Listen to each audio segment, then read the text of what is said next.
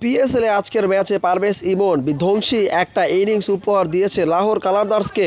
প্রথম দুই ম্যাচে রান না পাওয়া পারভেজ ইমন যখন একাদশে না থাকার একটা পরিকল্পনা, তবে লাহোর কালান্দার্স আজকে পারভেজ হোসেন ইমনের উপরে আরও একবার আস্থা রেখেছে। আস্থার প্রতিদানটা ঠিকঠাক মতোই দিয়েছে। বৃষ্টি বিঘ্নিত ম্যাচ, 13 ওভারে খেলা, করতে হবে পাহাড় সমান রান। তবে প্রথম 10 বলে পারভেজ ইমন করেছে মোটে 9 রান। এরপর থেকেই পারভেজ ইমন চড়াও হয়েছে। মোহাম্মদ নেওয়াজের 1 ওভারে 19, পরের ওভারটাতে ফয়সালকে কুপিয়েছেন একাই 20 রান।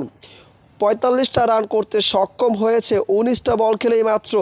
তবে যেভাবে করে শুরু করেছেন, আউট না হলে আজকে পারভেজ ইমন আরও বড় একটা ইনিংস ক্যারি করতে পারত।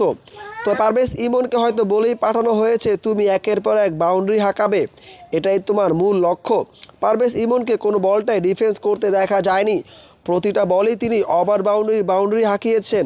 পারভেজ হোসেন ইমনের এমন বিধ্বংসী ইনিংস হর হামেশাই দেখা যায়। তবে পিএসএলে খানিকটা ভুগতে হয়েছে। তবে আজকের ম্যাচে যেভাবে করে চড়াও হয়েছে, পরবর্তী ম্যাচগুলো তার জন্য ওপেন রয়েছে।